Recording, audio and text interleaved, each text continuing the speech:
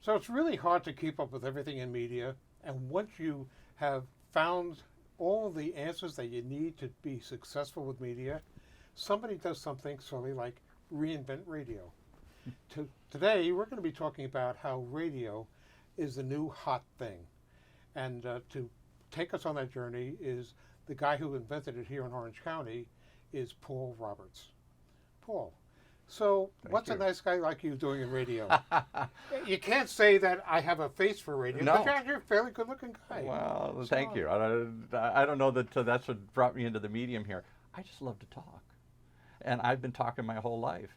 And anybody that would listen, as long as they'd listen, I can talk about anything to anybody for any length of time. And I finally found a way to make a living at it. So let's talk about before you invented radio, Right, anew. right. What was a guy like you doing? I came to Hollywood in 1980 to be a rock star, writer, producer, anything. I wasn't too picky. I'd do any of that stuff.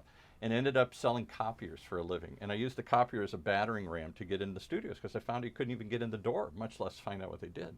So I sold a copier to Francis Ford Coppola. He didn't buy me, but he bought the copier. I sold them to all sorts of people in Hollywood. One day I sold a copier to a PR firm in Beverly Hills that handled Joan Collins and Glenn Ford and a bunch of other famous stars. And as I always did, I would go back to help give them some paper and check on the copier, and I'd wander through the halls and say, what do you do here? And, any openings? So finally I worked up my courage and asked the owner of the company for a job. And he said, PR, do you even know what it is? And I thought, Paul Roberts, PR? I was born to do this. And off of that one joke, he laughed and I got hired. And so I did entertainment PR for a number of years. I ended up a partner in a firm called Reflections. We handled Johnny Mathis, Anthony Quinn, Jose Feliciano, and I'm all of 30. And I said, wow, this is pretty cool. And over time, then I suddenly got married, and I thought, well, maybe I'll get into more normal stuff and get into more corporate stuff. You get a real job. Get a real job, exactly.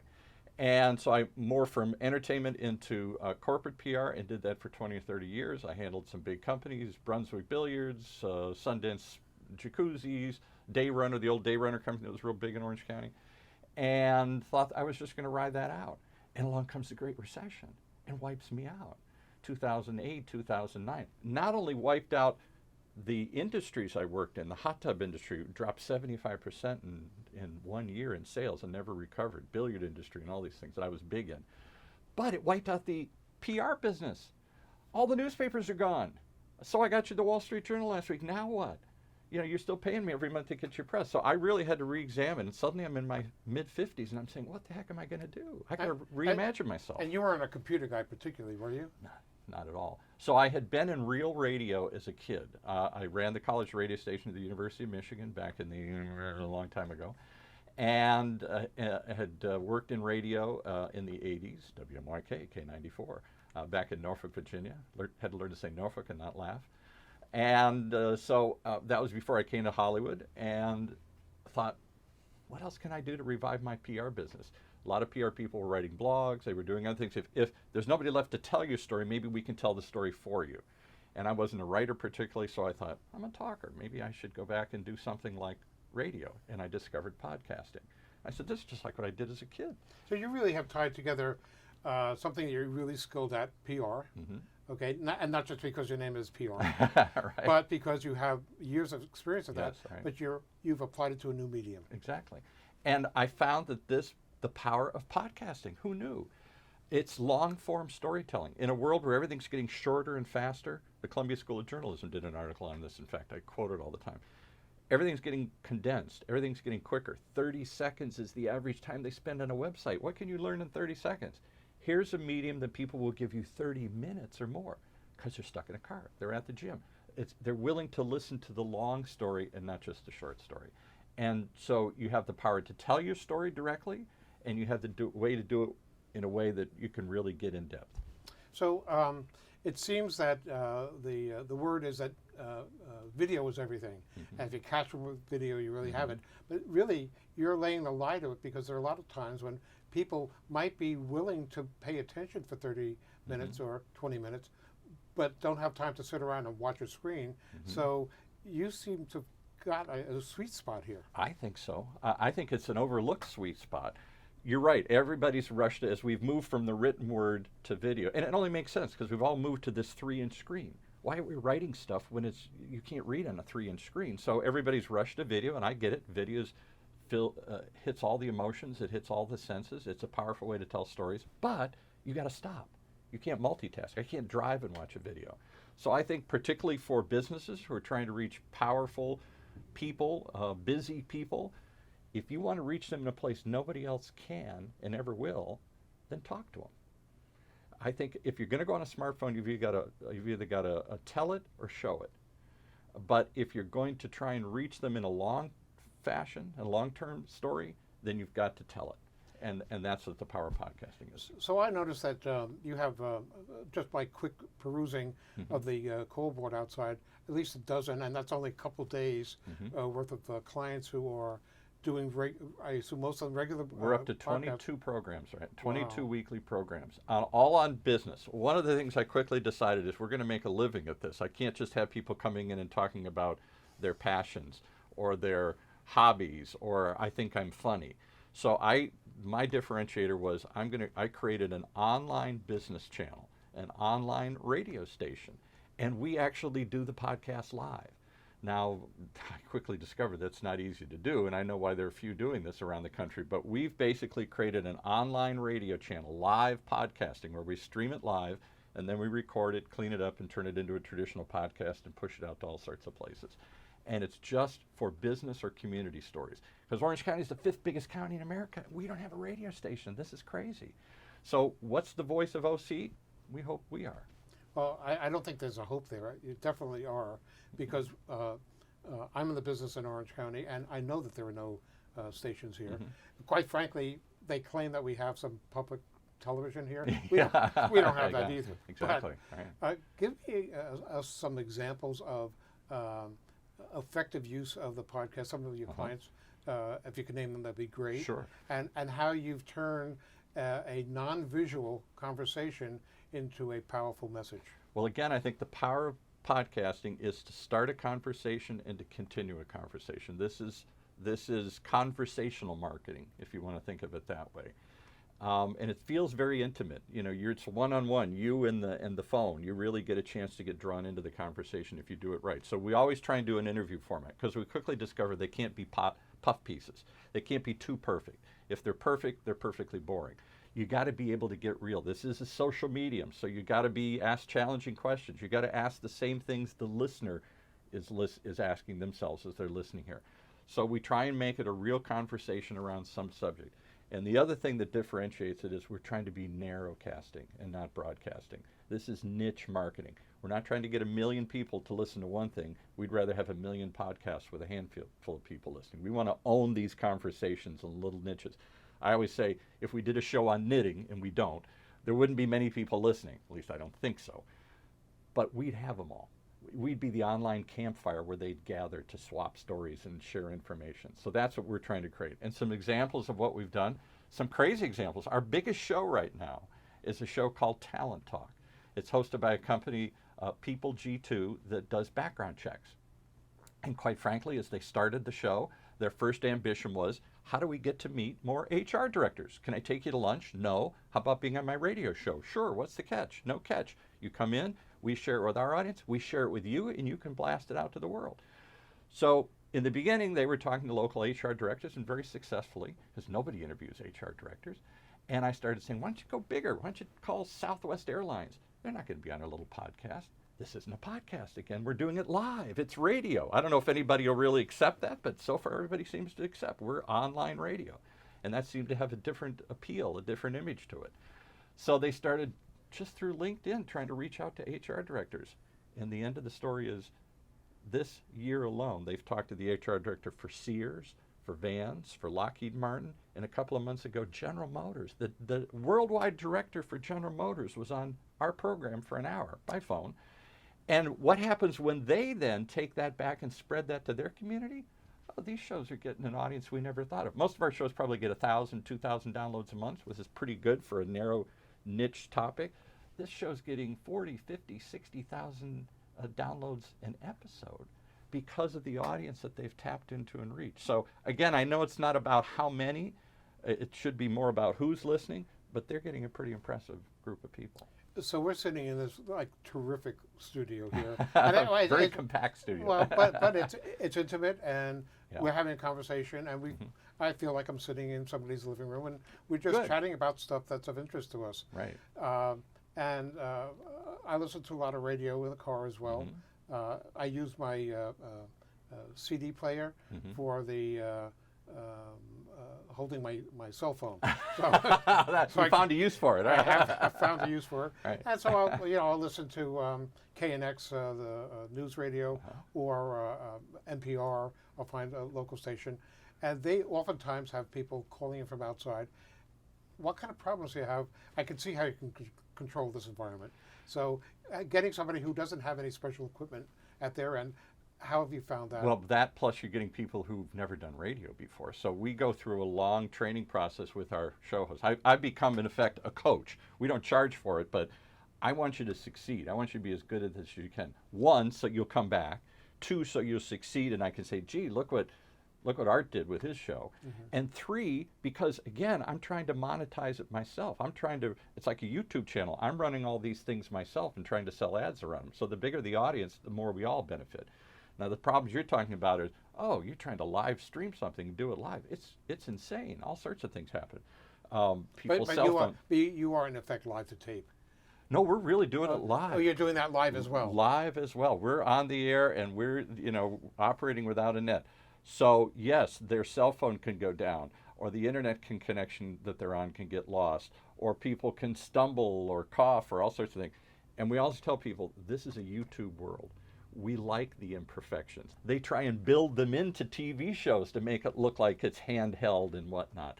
So we try and roll with the punches and acknowledge them and laugh with them and just deal with them. We clean it up in the podcast version and get rid of some of the ums and the ahs and the mistakes. But the live version, that's kind of why people tune in. And it creates a different energy in the room if you know it's live right now, it's going out. But I can tell you some stories. We had one guy that was, we have to do a couple financial shows, you can imagine, a lot of interest in that topic. And we had a guy who was getting ready to go, his company was going to be listed on NASDAQ, so they were going to ring the bell that day or whatever when the Dow closed or opened. And the whole thing went long, and he's stuck in a cab. So his PR people are texting us, what do I do? I said, have him get on a cell phone in the cab. And we did the whole thing from a cell phone in a cab here. We had another guy that was in Hawaii talking about, he was at a hotel property, and he was talking about, it was a show on the restaurant industry, and he's talking about all this farm to fresh stuff they're doing. I said, start doing live feeds right from there. So he's doing live Facebook as he's talking into a cell phone. We're streaming it live. He's sending it out through Facebook. And then over Skype, we're resending it ourselves through our Facebook Live, because we do live video now as well. I don't know why anybody would want to watch you talk on the radio, but Rush Limbaugh, Howard Stern, it's a movie set. It's a whole nother audience. It's what Facebook has bet their whole farm on, that everybody's going to start live streaming video. So in addition to doing live audio, we're doing live video, and then we turn them into transcripts. So we've got a 5,000 word blog you can get out of this. And the idea is to create as much content as you can out of one session. So you're actually providing the tentacles to your customers, your clients, Exactly. for all these auxiliary issues, such as the transcripts, which we know is very powerful. The search engine spiders gobble those up. If they see that you're publishing these weekly, they're adaptive. They'll come back more often. And now they see all these places to categorize you under, keywords to archive you under. And they see that somebody's staying on your website for 30 minutes, not 30 seconds. I don't know what's going on, Google says, but I'm going to move you up the search engine rankings.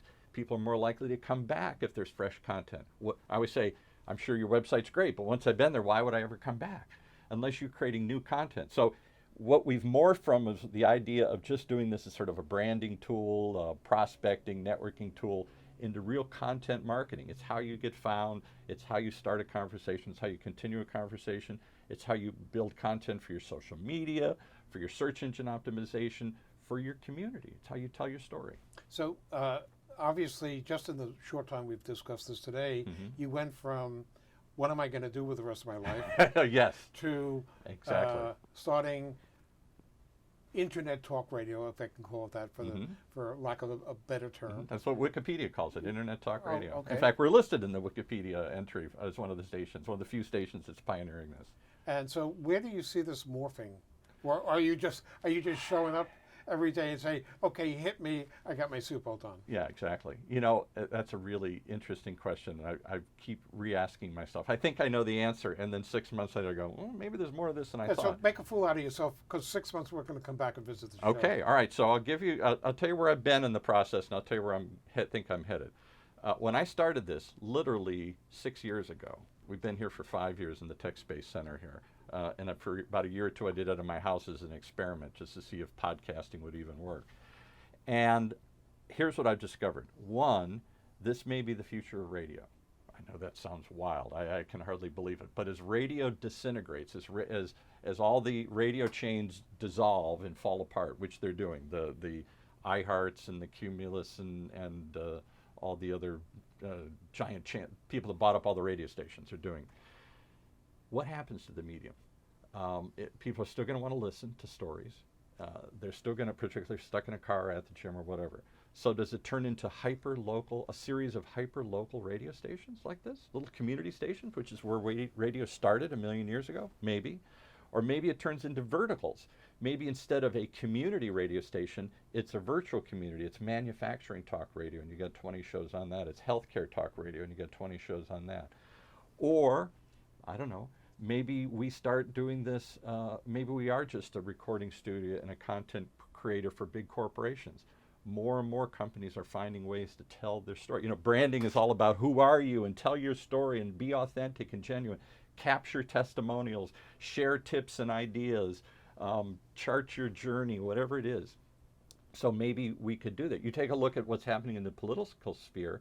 Nearly all the politicians in the past administration now have podcasts. And they're using that to continue their advocacy, their point of view. It's becoming pretty normal for big newspapers to start taking the reporters and capturing the rest of the story and putting it online. If not in video, then in a podcast form, or maybe in both. So I don't know, are we the future of radio, and are we going to create other hyper-local radio stations? Is there going to be a Long Beach talk radio and a Bakersfield, and will we create those? Or is this the future in vertical markets, manufacturing talk radio, or is it turning into a content creator for corporations? I don't know. We'll see. I have to tell you that when I first saw one of your first broadcasts, not listened to. Yeah, saw saw. one of I was drawn to a vodcast, Yeah. if you will. Yes, right. A Of video you version. and Bernie, Craig Burns. Yes, right. And Craig started here and has now blossomed and doing even bigger and better things, full 3-camera shoots and Right. stuff out of his studio, the same thing. Yeah. So I was enjoying it, and I was saying to myself at the time that I don't know that I would ever listen to it, because I'm not a high-tech guy. Gene Shepard I'd listened to on the radio when I was growing up, but once I graduated from that. But Paul Harvey, the great Paul Harvey. Paul the great Harvey. Paul Harvey, yeah. So when I go to the gym, I rarely watch sports shows, talk shows, but Mike and Mike is one of the many of them where they're having banter, but they've expanded it so that they throw basketballs. It's a radio show. There's no question it's a radio show. And the really nice thing about it is the video gives you something to watch while you're listening to them speak. I have some people say that they take the YouTube video, I don't know why you do this, rather than listen to the podcast version in the car, they play the YouTube version, the visual version, and just listen rather than watch it. So everybody's got a different way of doing this. I love talking, obviously. The nuns asked my mother when I was in 2nd grade, does he talk in his sleep? So I'm used to conversations, and my whole reason for getting into this is, in addition to needing to do something desperately and trying to reinvent myself at this point in my life, I really don't think we talk enough anymore. We throw sound bites, we throw little insults, we tweet, we throw these little snippets and tidbits at each other, but do we do what we're doing right now and really sit down and have a conversation? I hope I'm trying to bring back that old-fashioned idea. You know, this would be a great place to end, but I don't want to end here. Okay? Because you're such a great story. Oh, thank you. Storyteller. You probably talk in your sleep. I probably do, yeah. Can you share with us some of the 1 or 2 really unusual, weird, podcasts that have happened or podcasts that are ongoing? So many. I'll tell you one of the things that struck me is I've been sitting in this chair now for 5 years, right over there where they sitting over behind the camera over there, and engineering, and I feel like I'm getting a PhD in Orange County. Things I never knew existed here in the county. For example, the size of the medical device industry. I didn't really even know we were that huge. We're the second or third largest center for medical device technology in the world. I don't think that's generally known. So I go to we just did a podcast the other day on one of those shows, our technical shows, hosted by Octane, the big group here that's a tech incubator, and they're all for connecting the tech community, and they do all sorts of events and programs around that. And who do they bring in? But a guy that's pioneering artificial intelligence. Well, I thought that was pretty interesting. Everybody, it's a hot topic. Robots. What's the future going to be? But this set of robots, this is honest to God true, is a company called Massage Robotics, and they've made a massage robot.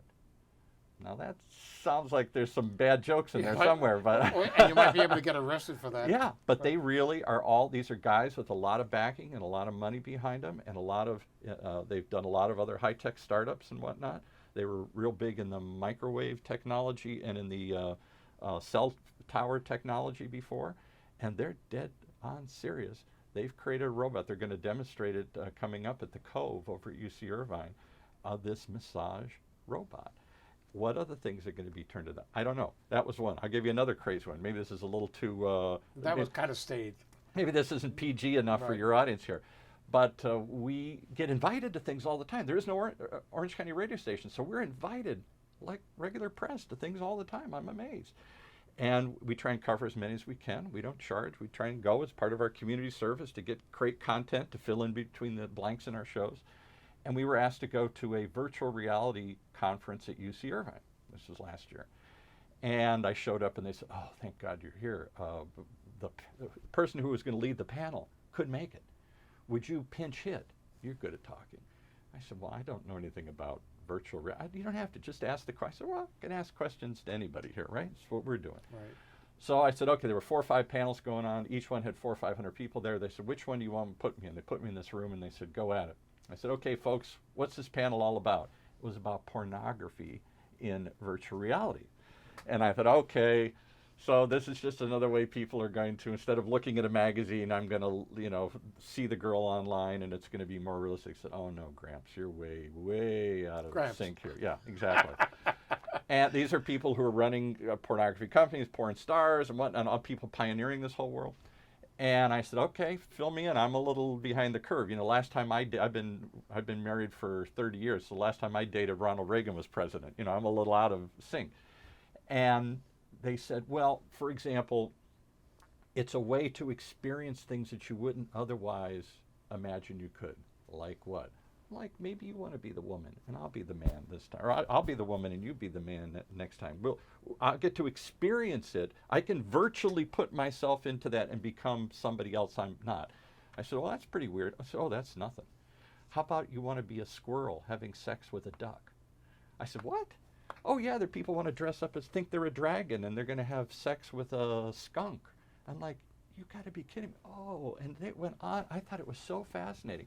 But the takeaway after all the titters and the laughter settled down is, here's a medium that's going to be totally different than anything we've ever seen because it's immersive, and it can create an empathetic reaction. You think you're a big macho guy and you're picking up girls. Well, why don't you see what it's like to be the girl that you get picked up on and she gets dropped the next day? Or you think it's funny to laugh at immigrants or poor people. Why don't you try walking in their shoes and experience what that's like? And one of the takeaways is they think this will be a very empathetic, it'll build empathy among people to experience life from another point of view. And it'll be so real that you won't be able to forget it. So, and particularly if you're into ducks and squirrel yeah. fetishes. I mean, but can you believe it? That's so. I would never be in that conversation, but for that. Another guy that was in here a couple years ago, and I can't remember his name off the top of my head, but he's right down the street in Bristol here, is one of the gurus of the Pilates movement. Whoever started Pilates in the 1910 or 1920s or whatever, some guy out of England, I think, started this. And this guy studied under him. In his world, it's like studying under Sigmund Freud. He was one of the few that was one of the original. The guy's probably in his 80s now, and he has a studio down here where he doesn't give Pilates classes to the public. He teaches other Pilates students. And in the piece, we did some background on it. We find out he'll do a live video cast, and 10,000 Pilates instructors from around the world will tune in to watch this guy. I thought, we've got the world's guru for Pilates in our backyard. Who knew? There's all sorts of those stories we keep finding. Stories that you wouldn't even imagine until you sit in that chair and do what I do all day. Well, I thank you for bringing us back from the edge of porn. It's been a fascinating conversation. Thank you. And I think what it goes to prove is that content is king. Content is king. And your delivery of it is a variation of technologies that have existed for a long time. Exactly. But it's allowing people to, if they want to see it, they can see it in the vodcast version of it, which I think is great. Or read it if they want to read the transcript version, old-fashioned. Or listen to it as they're driving along. So I thank you very much. I'll tell you the one thing I take away, because I know your show is about remaking yourself, the second act in life. I never thought there was a second act. I thought I was just sort of fading to black. And instead, I've discovered something that I'm having more fun and making more money and more impact than I ever thought I would at this point in my life. And I never found anything, I never thought I'd be cool or relevant at 61 anymore. And suddenly, I'm on the frontier of this. I feel like the early pioneer in the film business, trying to figure out what's a movie. You know, how many times do you move? Do you move the camera? Move the camera. What do you want to move the camera for? It's hard enough just getting it set up. We're trying to reimagine what this medium will look like. And I don't know that I'll live long enough for it to totally come to fruition, but at my point in life, I didn't think I'd be one of the pioneers in something cutting edge, and I am. And for that, I just can't thank enough. Well, I suspect that you will live long enough because you have lived long enough to reinvent radio. Yes, so, from my father Marconi, right. Right. So I hope all of you have enjoyed this as much as I have. You couldn't have. You're not sitting here with Paul. But it just goes to show that use your imagination and you can reinvent yourself at any point in your life and take old media, for my media friends out there, and turn it into new media. So great having you here. Thank you very much, Paul. Thank you. And appreciate it.